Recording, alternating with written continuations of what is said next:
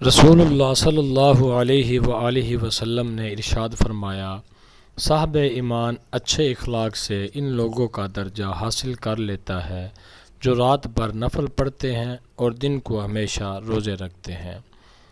آپ صلی اللہ علیہ وآلہ وسلم کو جب کوئی مشکل درپیش آتی تو آپ فوراً نماز کی طرف متوجہ ہو جاتے۔ ابو ہریرہ رضی اللہ تعالی عنہ سے روایت ہے کہ رسول اللہ صلی اللہ علیہ وآلہ وسلم نے فرمایا، جب تم میں کوئی نماز پڑھتا ہے تو شیطان اس کی نماز میں شبہ ڈالتا ہے۔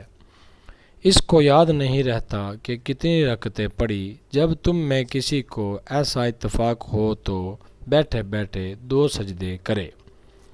حضرت ابو ہریرہ رضی اللہ تعالی عنہ سے روایت ہے، کیا آپ صلی اللہ علیہ وآلہ وسلم نے فرمایا کہ 7 آدمی ایسے ہیں جن پر اللہ تعالیٰ اپنی رحمت کا سایہ ڈالتا ہے۔ ان میں سے ایک شخص وہ ہے جو اللہ تعالیٰ کا ذکر کرے تو اس کی آنکھوں سے آنسو جاری ہو جائیں۔ سیدنا ابو ہریرہ رضی اللہ تعالی عنہ سے روایت ہے کہ رسول اللہ صلی اللہ علیہ وآلہ وسلم نے فرمایا، سب سے برا نام جس پر روز قیامت اللہ تعالیٰ کے ہاں شرمندگی ہوگی وہ یہ ہے کہ آدمی اپنے آپ کو شہنشاہ کہلوائے۔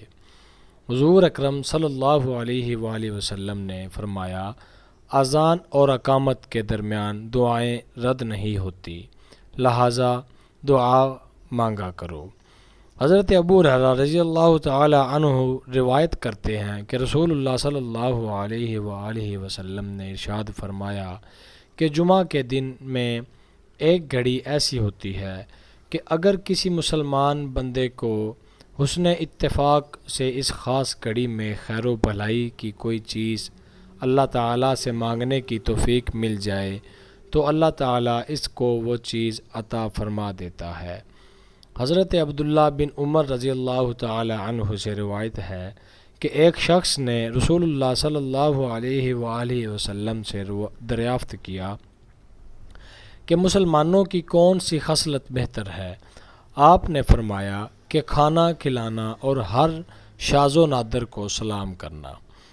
حضرت علی رضی اللہ تعالی عنہ سے روایت ہے، وہ بیان کرتے ہیں کہ انہوں نے رسول اللہ صلی اللہ علیہ وآلہ وسلم سے سنا، آپ نے سود کھانے والے، کھلانے والے، تحریر کرنے والے اور صدقہ نہ دینے والے پر لعنت کی، نیز آپ نے نوحہ گری سے منع فرمایا۔